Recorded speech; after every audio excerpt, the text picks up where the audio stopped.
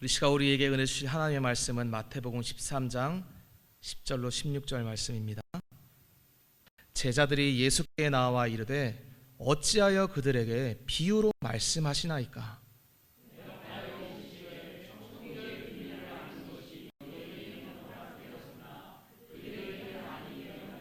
무릇 있는 자는 받아 넉넉하게 되되 없는 자는 그 있는 것도 빼앗기리라.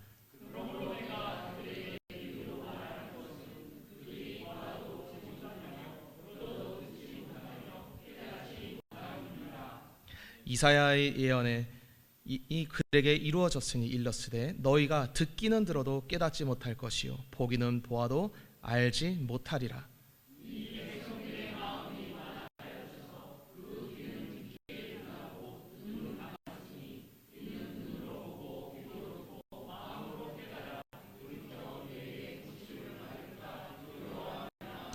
우리 같이 읽겠습니다. 그러나 너희 눈은 봄으로 너희 귀는 들음으로 복이 있도다. 아멘. 할렐루야. 다시 한번 우리 세겹주일교회 주일 예배 나오신 모든 분들, 온라인으로 함께 예배하는 분들을 진심으로 환영하고 축복합니다. 우리는 다 하나님께 사랑받는 자녀들입니다. 주님은 자기 사랑하는 자녀들에게 영원토록 변함없는 사랑과 은혜를 베풀어 주십니다. 지금도 그 은혜와 사랑이 우리에게 내리고 있습니다. 앞으로도 영원토록 누리게 됩니다. 아멘. 우리 이와 같은 감사와 감격을 가지고 우리 앞뒤 좌우에 있는 분들과 이렇게 축복하며 인사하겠습니다. 하나님께 큰 사랑을 받으셨습니다. 하나님께 큰 사랑을 받으셨습니다. 하나님께 큰 사랑을 받으셨습니다. 아멘. 아멘.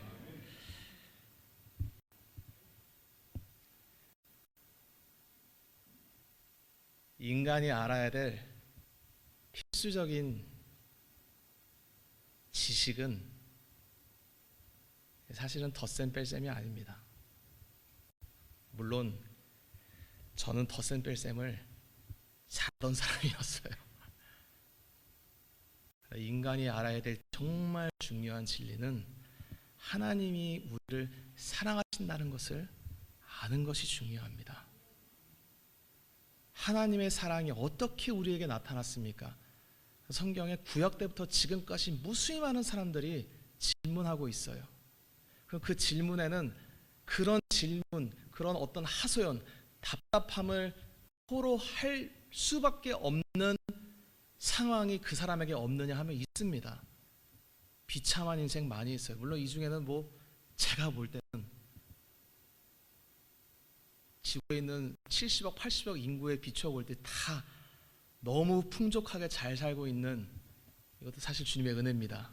그렇지만 세상에 그렇지 않은 사람도 많이 있습니다. 그때 불만과 화가 확 터져나오는 거예요. 하나님이 나를 사랑한다는 그 사랑이 어디 있느냐? 주님이 우리를 위해 생명 주셨습니다. 그분이 나를 위해 십자가 지셨습니다.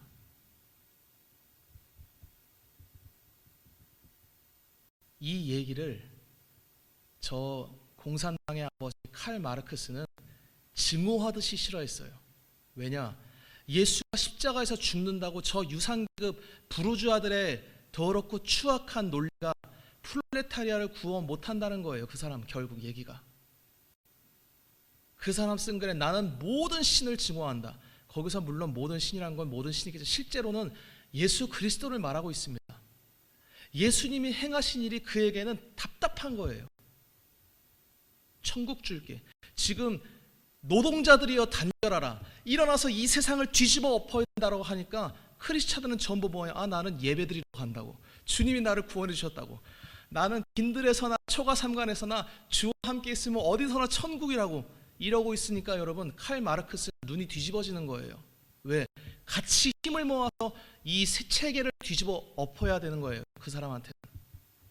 그 사람들에게 마약을 퍼뜨린 악한 이단의 주동자가 누구냐? 칼 막스에게는 예수 그리스도였습니다. 그러니까 여러분 이 공산당과 좌파 빨갱이는 기독교랑 애당초 처음부터 시작이 다른 겁니다.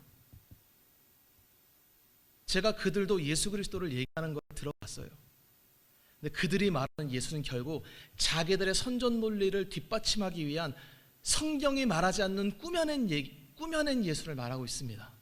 여러분, 예수님은 우리에게 공자님, 맹자님 같은 얘기하기 위해 오신 분이 아니십니다. 그분은 우리에게 자기 생명을 주어서 지옥에서 건지기 위해 오신 분이세요.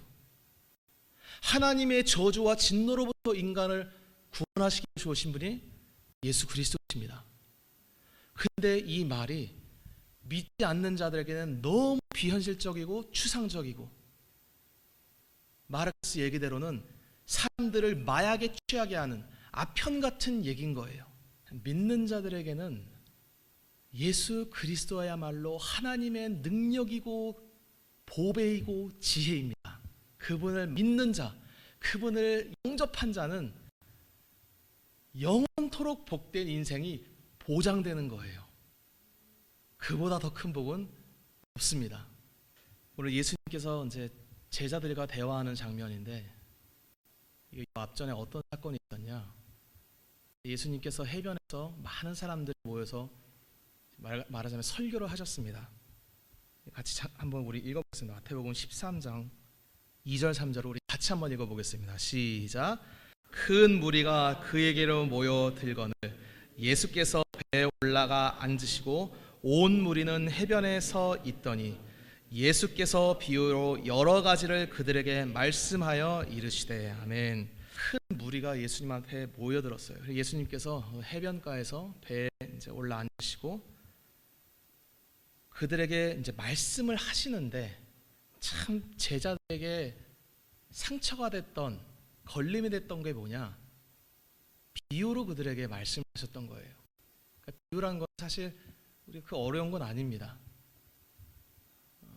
우리가 익히 알고 있는 예수님의 비유, 아마 다음 시간에 보겠지만, 농부가 씨를 뿌리러 나갔어. 씨를 뿌리러 나가는데 씨가 어떤 거는 길가에 떨어졌다, 어떤 거는 뭐 돌밭에 뿌렸다, 어떤 거는 뭐 가시밭에 떨어졌다, 또 어떤 거는 좋은 밭에 떨어졌다. 그런 얘기를 하고 있는 걸 보니까 여기 모였던 큰 무리 중에 많은 사람들이 웅성대기 시작했습니다. 왜냐? 여러분, 비유라는 건 원래 코에 걸면 코걸이고 귀에 걸면 귀걸인 거예요. 비유라는 게 이렇게 해석하면 이렇게 해석도 되고 저렇게 해석하면 저렇게 해석될 수도 있는 것이 바로 비유입니다. 그 제자들은 사실 마음에 어떤 기대가 있었냐? 예수님이 해변가에서 많은 사람들이 모였을 때, 야, 우리도 이제 좀 교세가 커지겠구나. 드디어 지금 우리가 헌금도 맨날 그래 그주가 먹고 살기가 힘들었는데 이 많은 사람들이 예수님 따르면서 헌금하면 우리도 이제 회당 짓고 버젓이 한 정식 종파로서 인정받을 수 있겠거나, 이런 생각을 제자들이 왜 안 했겠습니까? 다시 말하면 이 많은 무리가 모였을 때 예수님이 설교를 기깔나게 잘하셨어야 됐던 거예요.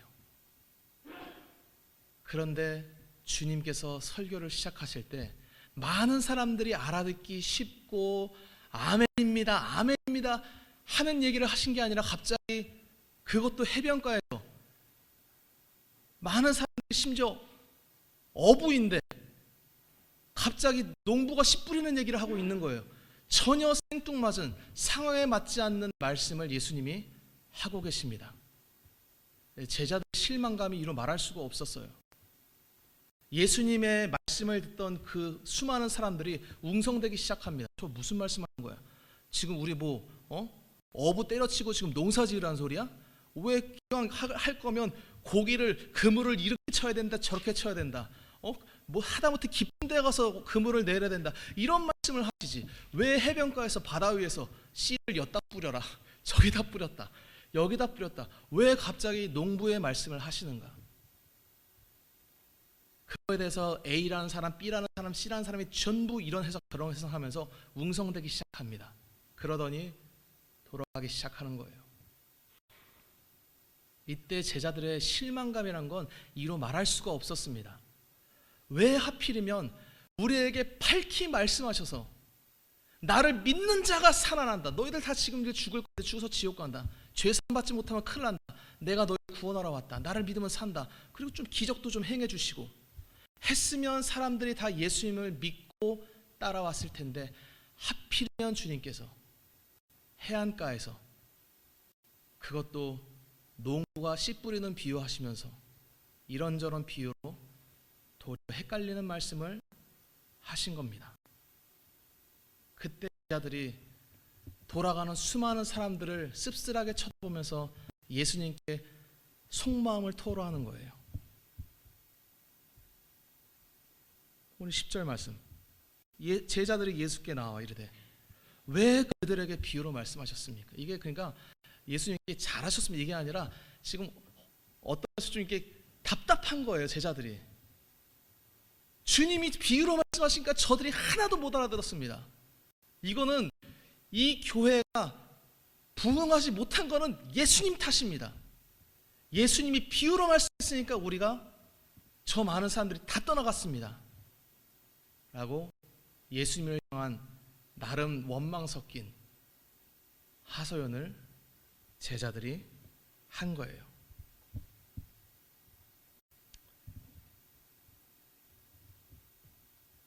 주님 왜 굳이 비유로 말씀하실까? 비유라는 건 사실은 어려운 겁니다. 왜냐? 제가 말씀드렸듯이 비유는 여기 코에 걸면 코걸이고 귀에 걸면 귀걸이에요. 뭐 나는 이렇게 해석할게. 그럼 저렇게 해석되고. 난 저렇게 해석할게 하면 저렇게도 해석할 수 있는 그런 것이 바로 비유입니다. 그 본래의 뜻을 우리는 추측해야 돼. 이런 뜻일까 저런 뜻일까.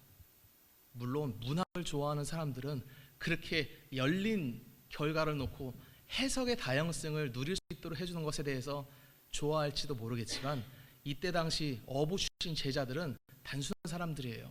A면 A다, B면 B다, 내가 구주다, 내가 메시아다 정확하게 얘기해 주길 바랬던 것입니다. 그런데 예수님은 그렇게 말씀을 안 하셨어요. 그리고 그 제자들에게 오늘 예수님께서 아주 중요한 말씀을 그들에게 대답해 주십니다. 바로 천국의 비밀을 아는 것이 너희에게는 허락되었지만 저들에게는 허락되지 않았다라고 말씀하십니다. 그래서 천국의 비밀이라는 것은 신천지가 말하는 우리 교회 와야만 구원받을 수 있습니다. 14만 4천 명 돼야지 구원받을 수 있습니다. 이런 멍청한 얘기가 아니라 이 천국의 비밀, 이게 예수님을 말하는 겁니다. 예수님이 누구신지, 예수님이 우리의 구원자인지, 아니면 일개 구약의 선지자인지, 아니면 그냥 사회 선동가인지 사람들이 다 헷갈리는데 그게 아니라 예수님이 살아계신 하나님의 아들이시고 그분만이 우리의 유일한 그리스도라는 것. 다시 말하면 천국의 비밀이라는 것은 예수님에 대한, 예수의 존재성에 대한 걸 말하는 거예요. 내가 누군지를 아는 것은 어떤 문제냐? 바로 허락되냐 마냐의 문제라는 것입니다. 다시 말하면 내가 예수님을 모른다. 물론 우리는 어떤 분이, 제가 이런 일 하는 걸 들었습니다. 실제로 설교 시간에 제가 여러 목사님 설교를 듣다 어떤 분이 그러시더라고요. 크리스찬이 독해 능력이 좋아야 된대. 그래서 저는 뭐 그럴 수도 있지. 국어 능력이 떨어지니까 성경이 해석이 안 된다는 거라. 그러니까 사람들이 많이들 얘기해요. 성경을 읽어도 이해가 안 됩니다. 읽어도 이해가 안 됩니다. 물론 저는 어느 정도는, 물론 단어를 모르는데 뭐 알 수 있겠어요. 그렇다마는 예수님께서는 성경을 아냐 모르냐를 국어의 문제, 단어의 문제, 지식의 문제로 말씀하지 아니하시고 어떤 문제로 말씀하시냐? 바로 허락을 받았느냐 못 받았느냐의 문제로 말씀하십니다. 말하자면 내가 허락한 자 외에는 아무도 나를 알 수 있다 없다, 없다는 얘기를 하시는 거예요. 우리는 다 예수님을 알고 모르는 것이 나의 지식, 나의 성경 뭐 읽는 거 한 번 읽어서 안 되면 10번 읽고 10번 읽어서 안 되면 100번 읽고 100번 읽어서 안 되면, 제가 예전에 이 세미나를 그 광고 보고 못 가는데 어떤 세미나에서 광고하기를 이 세미나를 한 번 들으면 성경을 500독 할 수 있습니다. 010-8969 해가지고 전화번호 적어놓고 몇 월 며칠까지는 세미나 비용이 120만 원에서 할인가로 그러더라고요. 사람들, 특히 목사들, 성경을 알고자 하는 자들의 가장 큰 욕망이 뭐냐? 성경을 알고 싶은 거예요. 성경을 달달달달 알고 그 뜻을 아는 것이 기독교인들의 어떤 의미에서 야망입니다. 근데 예수님은 천국의 비밀을 아는 것은 하나님의 허락이 있어야 된다라고 말씀하고 계세요. 원래 아담은 제가 누차 얘기했지만 하나님이 처음에 만드셨을 때 자기가 공부해서 하나님을 알았던 것이 아닙니다. 유신 진화론자들, 지금 교회에 예전 통계지만 70% 이상, 그것도 정통 이단 아니고 건전 기독교 목사들 중에 절반 이상이 전부 유신 진화론을 믿어요. 유신 진화론이라는 건 뭐냐? 원래 이렇게 쭉 이렇게 물질 지나가다가 어느 순간 오스트랄로피테쿠스도 나오고 이러다가 하나님이 아담이라고 부를 수 있는 존재가 나와서 이 사람이 이렇게 막 두려움도 느끼고 자연에 대한 공포도 느끼고 이러면서 신적 존재를 알고 하여튼 이렇게 해서 됐다 이런 거예요. 아니요, 그렇지 않아요. 성경이랑 다르고 정면으로 성경을 거절하는 좌파의 사상이 진화론입니다. 아담은 처음부터 알았어요. 하나님에 대해서. 하나님을 알고 모르는 것은 정확하게 하나님이 알려주시면 아는 겁니다. 우리가 지금 여기서 죽어서 천국 간다. 갔는데 내가 죽기 전에 예수님을 믿었어. 여러분, 죽기 전에 예수님에 대해서 믿고 아무것도 모른 채로 죽어도 천국 가는 순간 모든 천국의 비밀이 다 알게 됩니다. 그게 하나님의 능력이에요. 하나님의 권세입니다.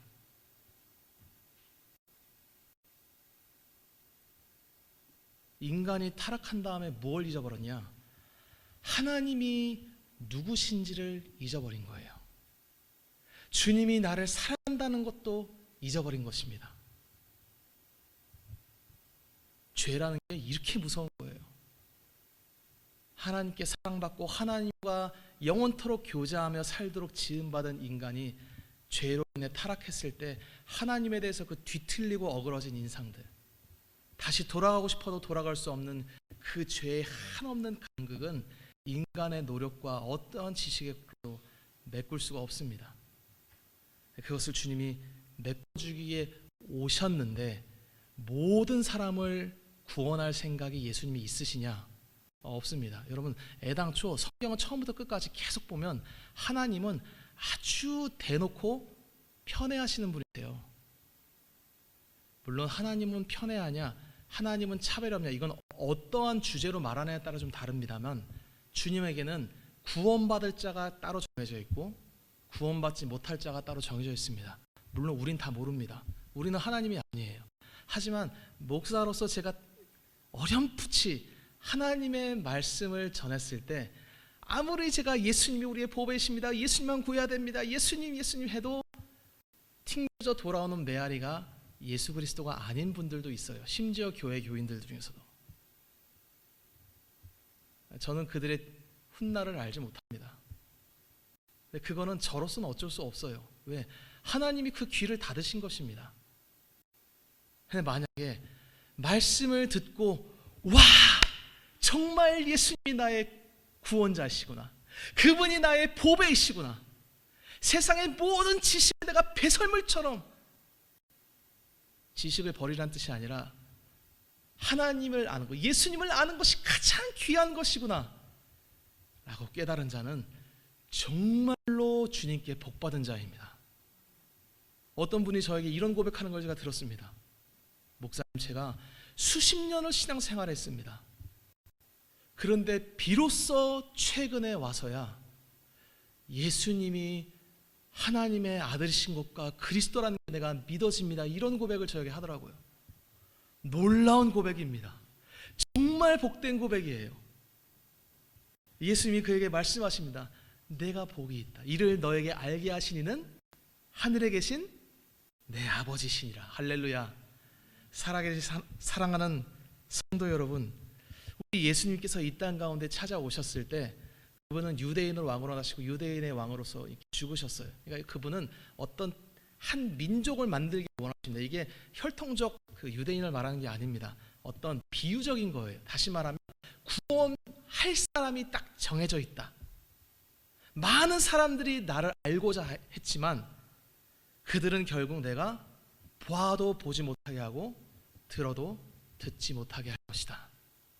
그러니까 비유를 한다는 건 우리들한테 너희들도 비유로 복음 전해라 이런 뜻이 아니라 주님이 살 자와 죽을 자, 산 자와 죽은 자, 구원받을 자와 구원 못 받을 자, 양과 염소를 주님이 스스로 선택해서 가르치겠다는 것입니다.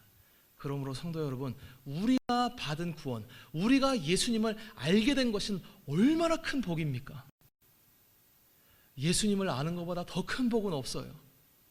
저는 목사로서 저도 세상의 복이 너무 부러울 때가 있습니다.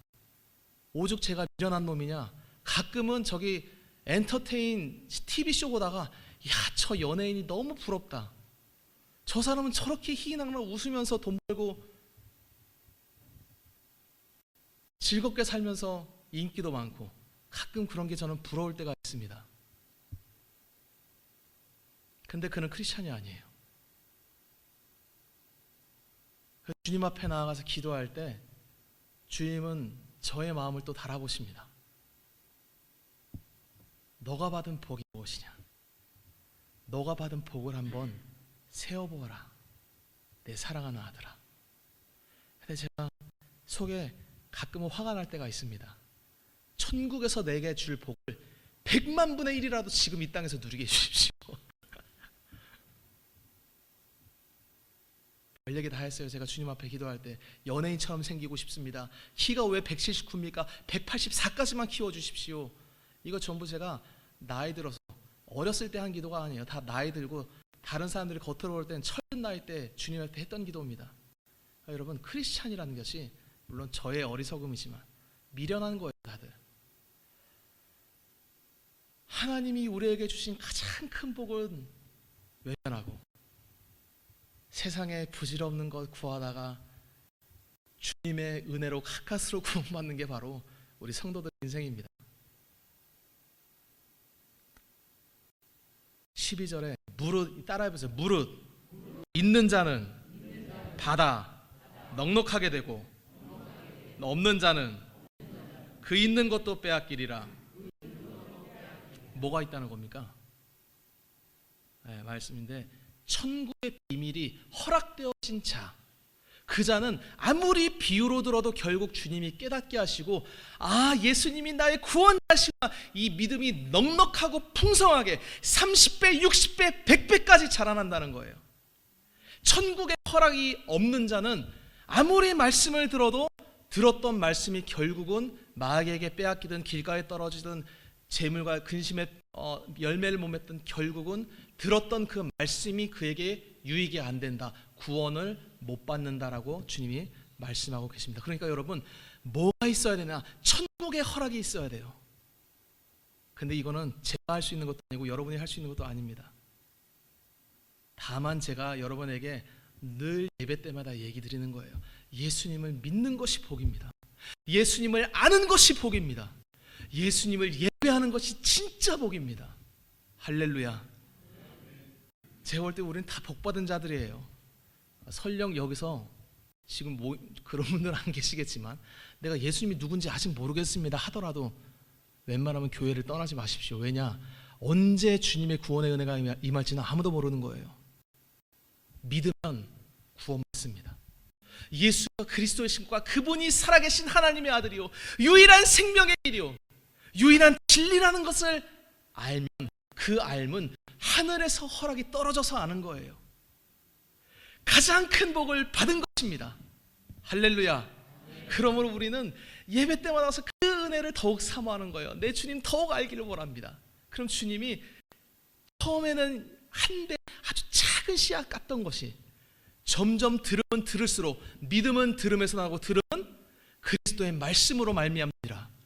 들으면 들을수록 그 믿음이 30배, 60배, 100배까지 커져서 나중에는 세상의 재물의 유혹도 필요 없고 세상의 혼란에서도 단단하게 예수를 붙들게 되고 예수님이 내 생명보다 귀한 분이라고 할렐루야 찬송 부르면서 주님 앞에 갈 수 있는 은혜를 주님이 부어주십니다.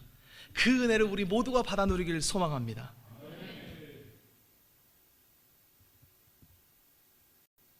500년 전에 종교개혁 때 제가 그 목사님 이름을 생각이 안 나는데 유명한 분은 아니에요. 프랑스에서 너무 자기가 받은 그 은혜가 감동해가지고 그 당시 왕실도 전부 공식 카톨릭이었습니다. 벽보를 만들어가지고 천주교 미사가 얼마나 예수님을 대적하는 것이고 화채설이 잘못됐고 예수 그리스도의 성찬을 해야 된다. 빵 씹고 이 포도주를 성도들도 다 해야 된다라고 이렇게 얘기하면서 하여튼 그런 내용으로 벽보를 어디까지 붙였냐, 왕이 자는 침실 문 앞에까지 이렇게 붙인 거예요. 여기 혹시 카톨릭에게 전도하신 분들 계실지 모르겠지만 그 사람들 굉장히 싫어요. 전도하면 굉장히 불쾌하게 얘기합니다. 개독교라고. 저 도덕적으로 덜 떨어지는 인간들, 우리처럼 이렇게 고상하게 좀 이렇게 다른 종교에도 좀 오픈된 마인드를 가지고 사회에 좀 밝은 빛과 소금이 돼야지 뭐 예수 안 믿으면 지옥 간다는 이런 이상한 소리나 전하고 앉아있고, 그 벽보 붙이고 크리스찬들이 무수히 많이 공식적으로 죽임당하는데 얼마나 악랄하게 죽였냐. 여러분, 크리스찬 중에 성령 충만한 자는 불타 죽는 그 순간에도 찬양하며 죽어요. 할렐루야 내 주 예수 모신 곳이 그 어디나 하늘나라. 근데 그 고백 듣기 싫다고 불태워서 크리스찬 죽이기 전에 혓바닥을 전부 자르고 죽입니다. 그들이 불타 죽는 순간에 찬양하는 그 목소리를 듣고 싶지 않아서. 솔직히 저는 불타 죽을 때 하나님 원망하다 죽을 것 같아요, 제 지금 믿음으로는. 근데 우리 성도들은, 우리 선도들은 안 그랬어요. 그 믿음은 어떻게 생기느냐, 저도 그 믿음에 달하지 못했지만 한 가지 길밖에 없습니다. 예수님을 믿는 길밖에 없어요. 그분이 누구신지를 아는 것밖에 없습니다. 그분이 나의 모든 생명을 다 드려도 아깝지가 않은 보물이라는 걸 깨달은 자, 하나님이 나에게 주신 천국의 보배라는 것을 아는 자, 그 자가 이 세상에서 병들든 화형당하든 가난하든 부하든 뭐 내가 유명하든 무명하든 상관없이 담대한 믿음으로 예수님을 따르며 사는 것입니다. 우리 모두가 그와 같은 인생 되기를 축복합니다. 그러니까 예수님은 이 땅에 정말 우리에게 복 주신 거예요. 왜 주님 저에겐 복 안 주십니까? 물론 저도 이번 주에 그런 기도 드리다가 왔습니다. 그래서 저는 오늘도 성찬하면서 회개하면서 성찬할 수밖에 없어요. 제가 집에서 막 성령 충만하게 막 찬양하다가도 딱 5초 후에 뭔가 수틀린 어떤 소식을 듣는다. 입에서 찬양이 쏙 들어가고 쌍소리가 확 나오는 거예요. 정확히 5초 전까지 찬양하고 있었는데 저는 앞으로도 안 그러리라고 못하겠어요, 저 자신에 대해서. 저의 기도 제목이 뭐냐, 죽을 때 예수님 부인하지 않고 예수님 사랑하고 죽게 해주십시오.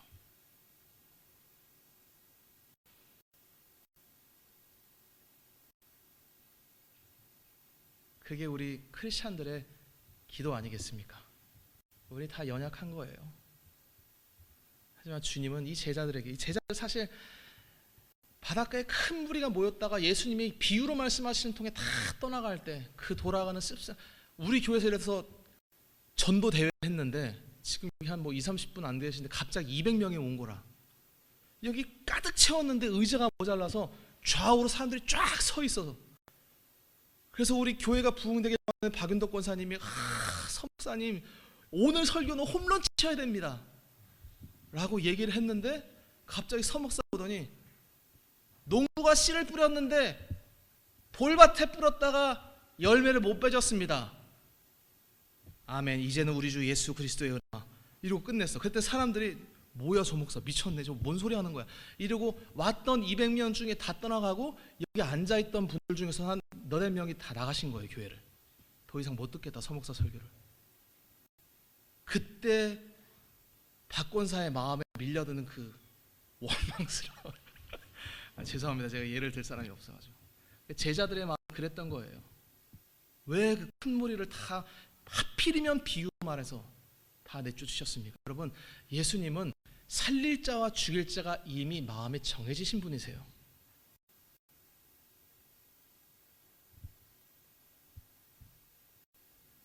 이사야 예언에 너희가 듣기는 들어도 못 깨닫고 보아도 알지 못하리라. 이 백성이 마음이 완악해져서 듣기에 둔하고 귀가 감았으니, 눈이 감았으니, 눈으로 보고 귀로 들어도 마음으로 깨달아 돌이켜 내게 고침을 받을까 두려워함이라. 이게 누가 들으면 하나님이 이제 두려워하신다는 뜻인데, 성경에 이런 인간적인 표현이 있습니다. 하나님은 원래 두려움이라는 게 없는 분이신데, 이게 왜 그러냐, 나중에 좀 얘기하겠지만, 예수님에 대한 표현, 예수님이 인간의 본성, 즉 인성을 갖고 계신 분이라서 이런 하나님이 후회했다, 근심했다, 두려워했다, 이런 인간적인 감정 표현이 있는 게, 하나님이 인간이라서 그런 게 아니라 삼위 하나님 중에 한 분이 인간의 인성을 취하시고 오시기 때문에 그런 표현을 하는 것입니다.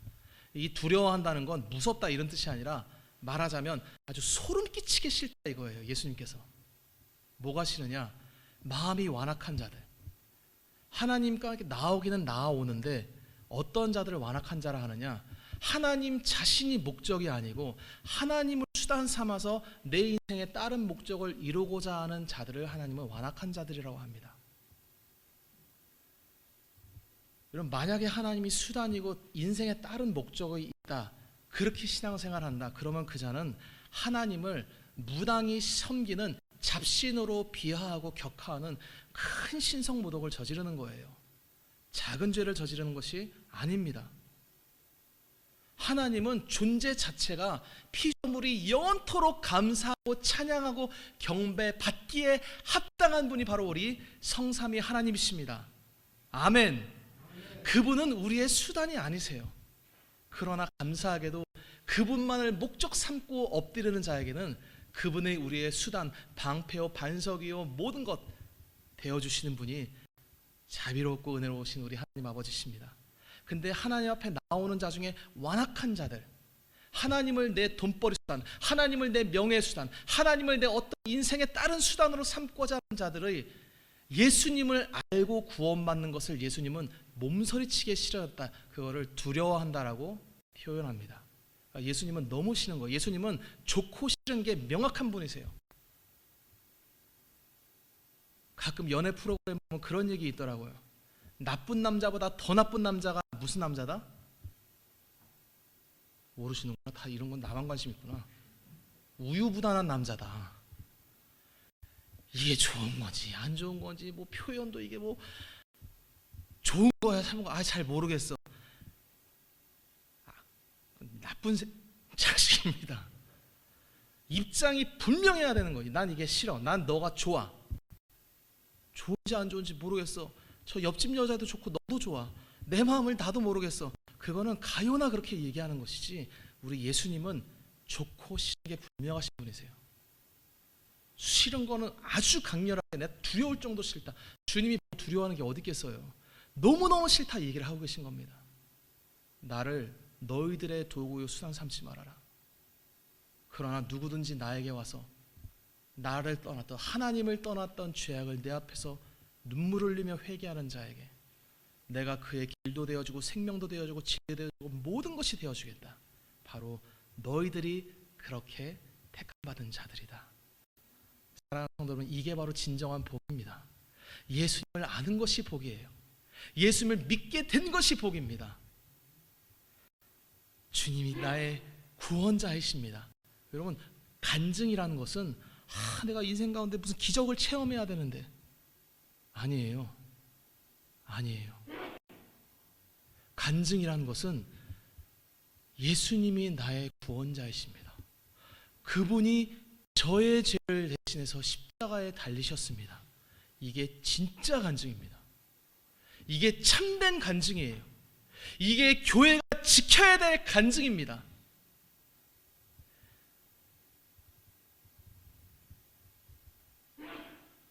물론 우리 인생의 많은 부분에 주님이 복을 주셔요.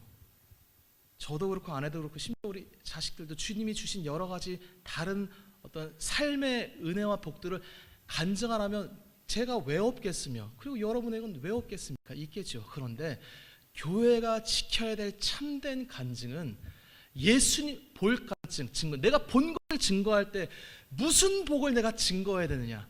예수님의 오늘 말씀대로 너희의 눈이 본 것으로 너희에게 복이 있다. 할렐루야. 내가 너희의 구원자, 내가 너희의 죄사함의 권세자라는 걸 너가 봤다면 너희의 눈이 복이 있는 것이다. 너희가 예수가 그리스도임을 듣고 그 말이 믿어졌다. 그 말씀이 내 안에서 30배로 커지고 60배로 커지고 100배로 커졌다. 너희들의 귀가 복이 있도다. 할렐루야. 우리 예수님을 들은 귀가 복이 있습니다. 예수님을 본 눈이 복이 있습니다. 예수님을 듣고 본 여러분이 복된 자녀들입니다. 그러므로 성도 여러분, 우리 이제 난 복이 없습니다, 이런 얘기는 교회 안에서 하면 안 돼요. 속으로만 하십시오. 저처럼.